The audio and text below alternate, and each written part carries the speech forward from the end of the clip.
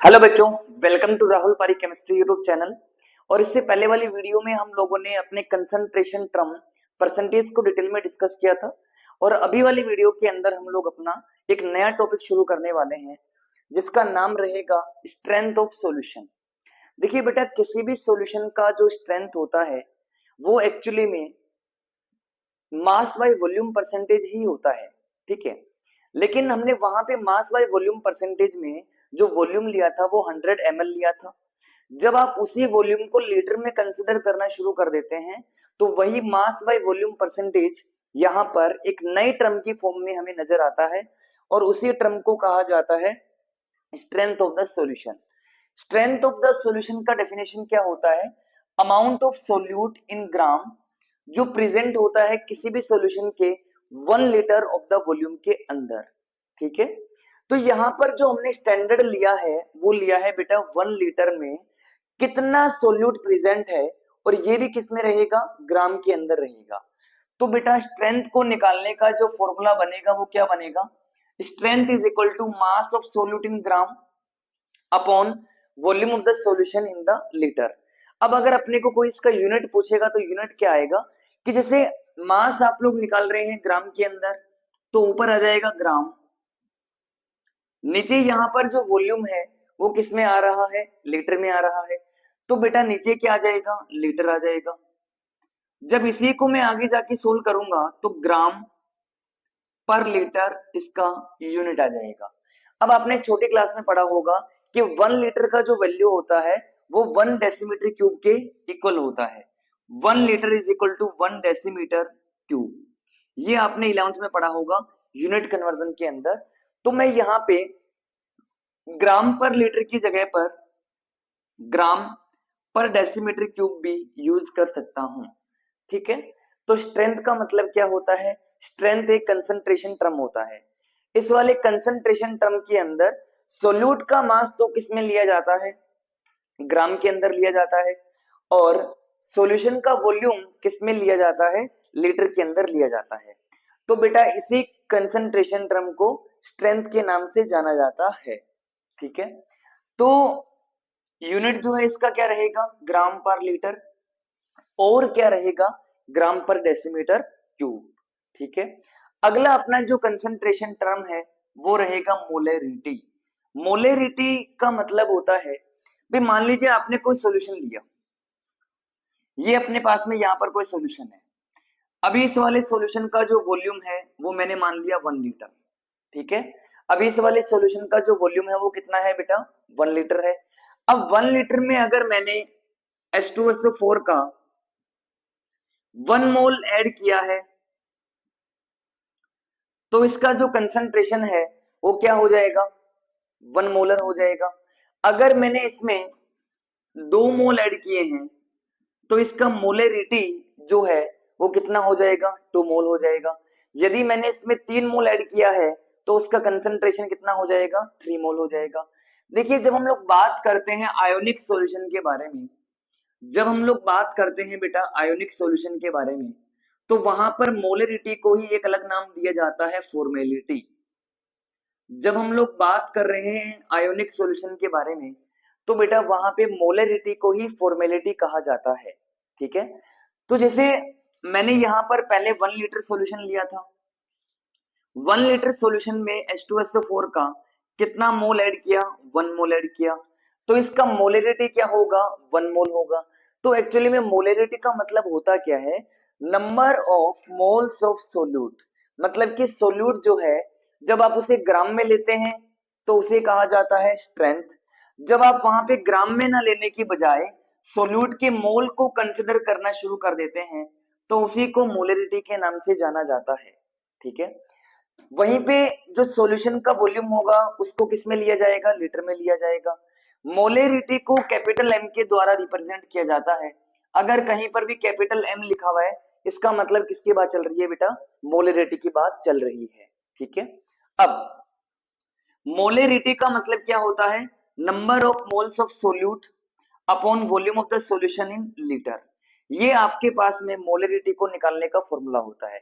सवाल में आपको गिवन मास मिलेगा, उसके मोलिकुलर मास से डिवाइड करके हम लोग वहां पे नंबर ऑफ मोल का वैल्यू फाइंड कर लेंगे। इन दोनों को डिवाइड करने पे वॉल्यूम ऑफ द सॉल्यूशन भी आपको क्वेश्चन में दिया जाएगा। इन दोनों को डिवाइड करके हम लोग मोलरिटी का वैल्यू फाइंड कर लेंगे।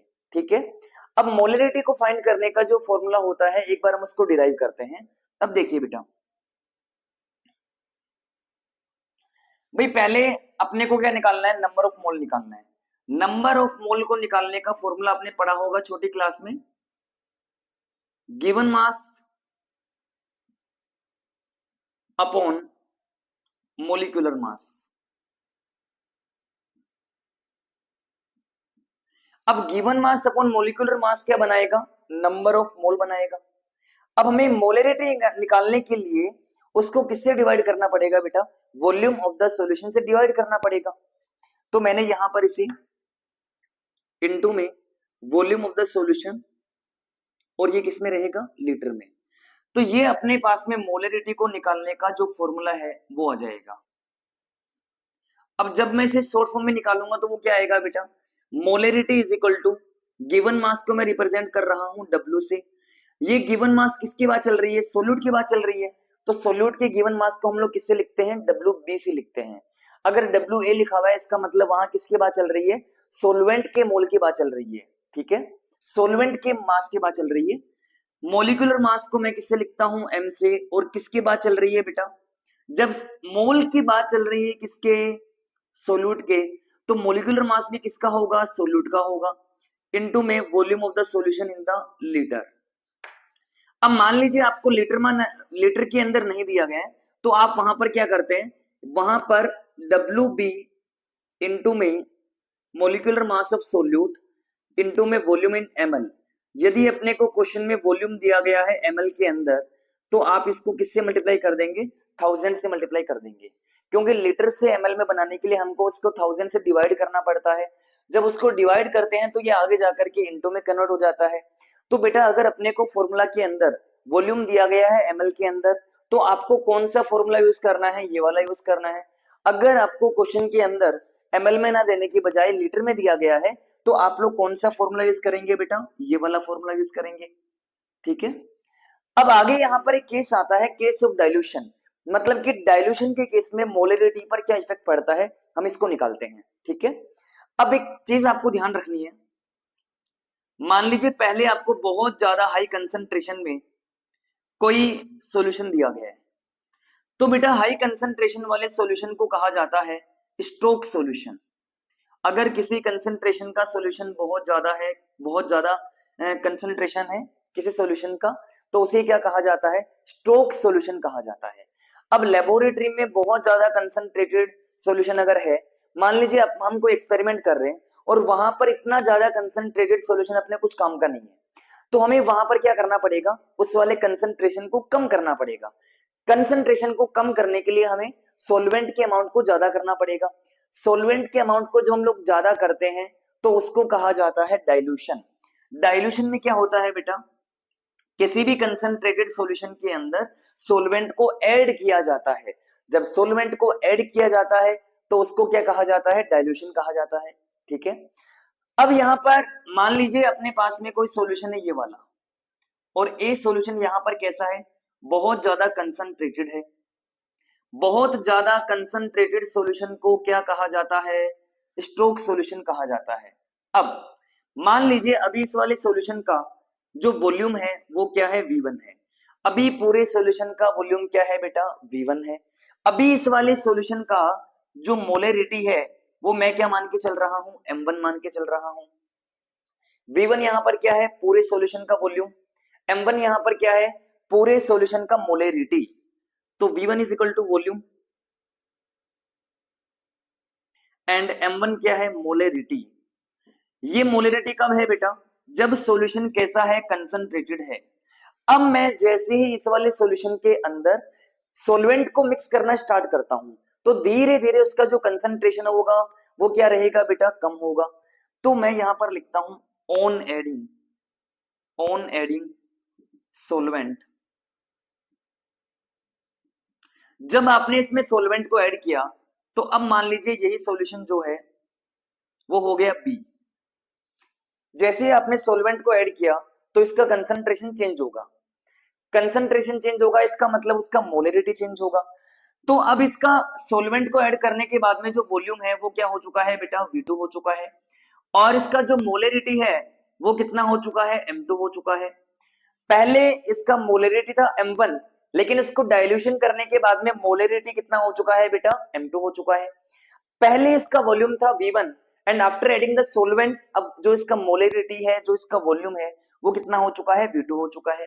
लेकिन आप मुझे एक बात बताइए, पहले अगर मैं इसका मोलरिटी फाइंड करूंगा तो पहले इसका मोलरिटी क्या आएगा बेटा, इनिशियली इनिशियली इसका मोलरिटी क्या आएगा, इनिशियली मोलरिटी बिफोर एडिंग वो कितना आएगा बेटा, M1 is equal to N upon V1। ये कब है, इनिशियल केस के अंदर है। जब मैं इसमें सोलवेंट को ऐड करता हूं, ज्यादा करता हूं, तो यहां पर जो मोलरिटी होगा, फाइनल मोलरिटी क्या होगा बेटा, final molarity is equal to M2 is equal to N upon V2। लेकिन आप मुझे एक बात बताइए कि जैसे ही आपने इसमें सोलवेंट को ऐड किया, क्या हमने यहां पर किसी भी तरीके से सोल्यूट के मोल में कोई भी छेड़छाड़ की है क्या, कोई छेड़छाड़ नहीं की है बेटा। तो पहले जो सोल्यूट के मोल रहेंगे वही मोल कब रहेंगे, आफ्टर द मिक्सिंग। तो सोल्यूट के मोल on dilution remain unchanged, remain unchanged. ये पॉइंट आपको ध्यान रखना है बेटा। तो मैं यहां से इक्वेशन बना सकता हूं n is equal to M1 into V1। ये कब है, पहली वाली इक्वेशन। बाद में मैं यहां पर क्या बना सकता हूं, n is equal to M2 into V2। अब जो सोल्यूट के पहले वाले मोल थे ऑन डाइल्यूशन, अब भी वही मोल है किसके, सोल्यूट के। तो बेटा दोनों को मैं यहां पर क्या कर दूंगा, इक्वेट कर दूंगा। दोनों को इक्वेट करने पर क्या आएगा, M1 into V1 is equal to M2 into V2। यहां से मुझे क्या निकालना है, M2 निकालना है। तो M2 इज इक्वल टू क्या आ जाएगा, M1 into V1 upon V2। ये रिलेशन आपको ध्यान रखना है।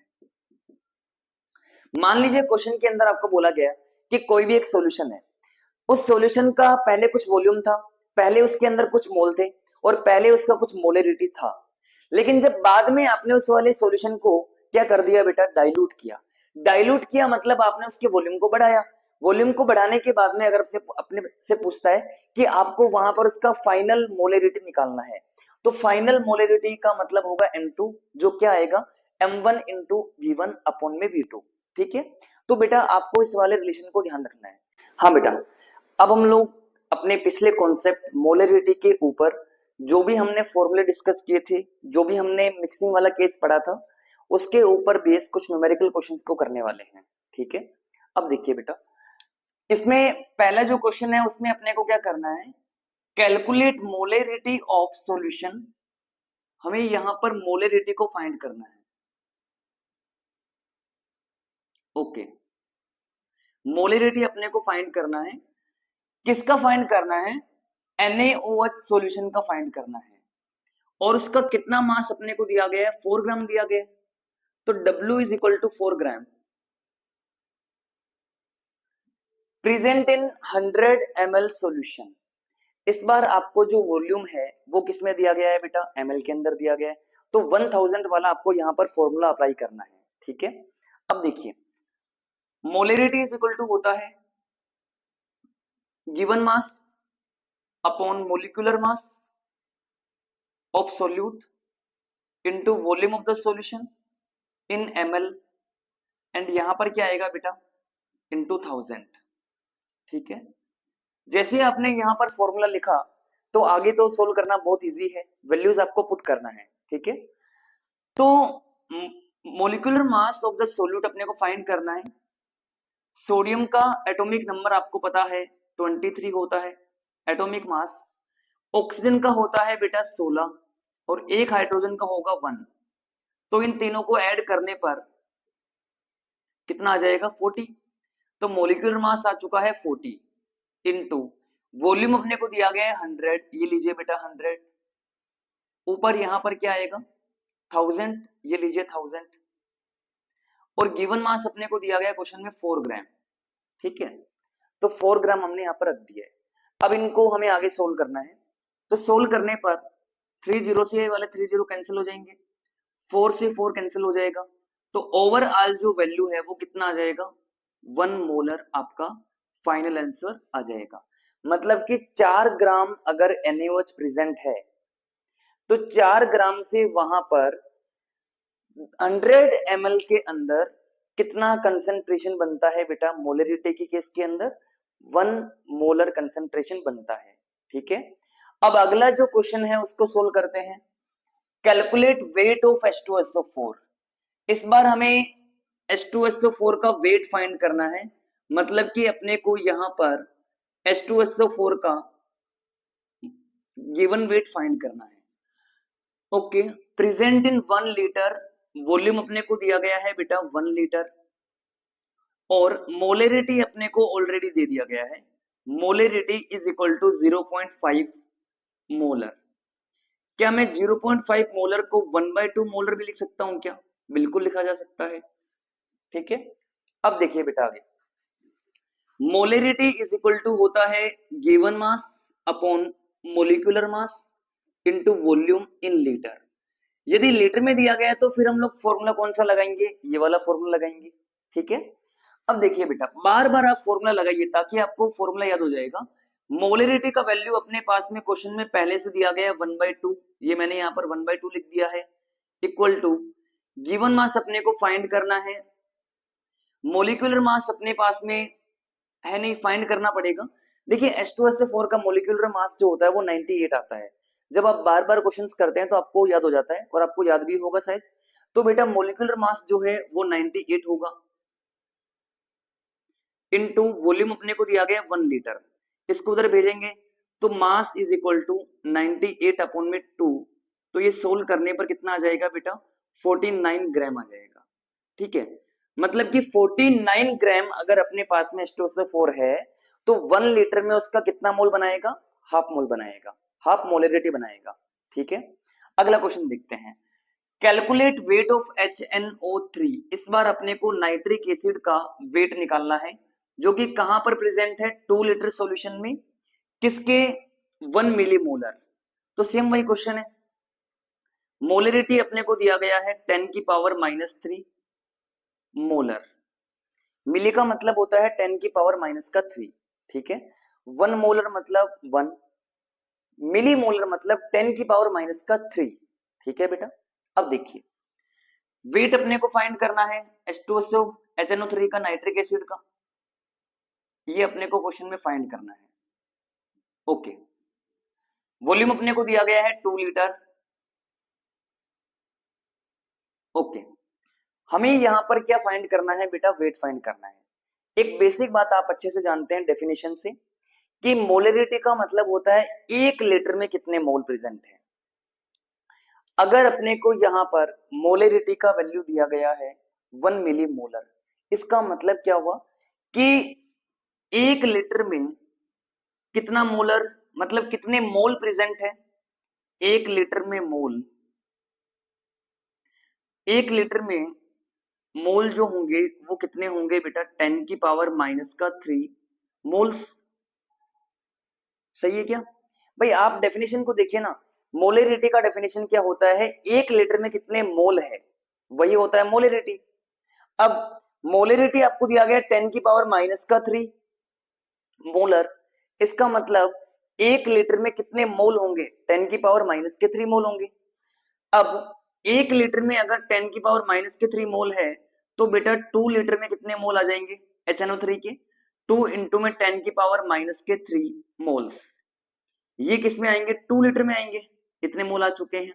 अब हम लोग जानते हैं मोल इज इक्वल टू होता है given mass upon molecular mass. Mole अपने को पता है कितने हैं, 2 इंटू में 10⁻³ तो ये लीजिए बेटा 2 इंटू में 10⁻³ इज इक्वल टू, ये अपने को फाइंड करना है, अपॉन मोलिकुलर मास जो होता है HNO3 का, ये फाइंड कर लेते हैं। HNO3 में हाइड्रोजन का 1, नाइट्रोजन का 14 और 3 ऑक्सीजन का मिलाकर के 48। तो 8 और 4 12 और 1 3 13 4 5 और 6, तो ये कितना आएगा बेटा 63 ग्राम आ जाएगा। ठीक है, ये 63 आप इसको ए में बोल सकते हैं। तो यहाँ पे 2 इंटू में 10 की पावर माइनस का 3 अपॉन 68, अब इसको उधर भेज दीजिए। तो यहां से वेट का वैल्यू कितना आ जाएगा 2 इंटू 63 इंटू में 10 की पावर माइनस का 3 ग्राम। अच्छा, इसको इससे मल्टीप्लाई करने पर 2 3 जा 6 एंड 2 6 जा 12, और ये यहां पर क्या बना लेगा बेटा मिलीग्राम। तो 126 मिलीग्राम अपना यहां पर फाइनल आंसर आ जाएगा। ठीक है बेटा, तो अभी हम लोगों ने 3 न्यूमेरिकल क्वेश्चन किए हैं। अब नेक्स्ट क्वेश्चन यहां पर देखते हैं।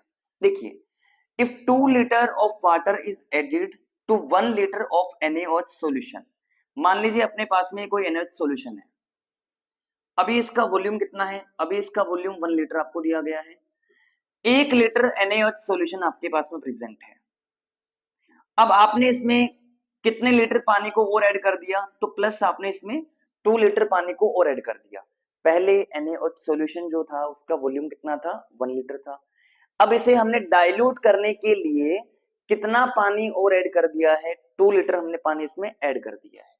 ओके, हैविंग कंसंट्रेशन 0.5 मोलर, पहले इसका जो मोलरिटी था वो कितना था बेटा 0.5 मोलर था।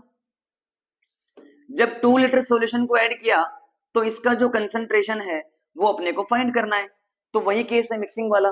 मिक्सिंग वाले केस के लिए मैंने आपको अभी एक सिंपल सा फॉर्मूला बताया था। वो फॉर्मूला क्या था बेटा, ये मान लीजिए अपना क्या फाइनल सॉल्यूशन है। आप मुझे बताइए फाइनल सॉल्यूशन का जो वॉल्यूम होगा वो कितना हो जाएगा 3 लीटर। भाई पहले से 1 लीटर तो था, 2 लीटर मिलाने पर अब इसका जो वॉल्यूम है वो कितना हो जाएगा 3 लीटर हो जाएगा। अपने को यहां पर क्या फाइंड करना है M2 फाइंड करना है, मतलब कि हमें फाइनल सॉल्यूशन का कंसंट्रेशन फाइंड करना है। ठीक है, तो देखिए बेटा हम लोग जानते हैं M2 is equal to M1 into V1 upon V2 होता है। तो यहां से M2 is equal to M1 का वैल्यू कितना है बेटा 0.5 है, 0.5 इंटू V1 का वैल्यू पहले कितना था 1 लीटर था, अपॉन V2 का वैल्यू कितना आ गया 3 लीटर आ चुका है। तो 0.5 को मैं क्या लिख सकता हूं 1/2 इंटू ये यहां पर कितना आ जाएगा बेटा 3, तो इसे करने पे ये कितना आएगा 1/6 आएगा। तो 1/6 मोलर आपका जो है ये फाइनल आंसर आ जाएगा। ठीक है, और आगे अगर आप इसको पॉइंट में करेंगे तो वही 0.1 मोलर कुछ आपका आंसर आ जाएगा।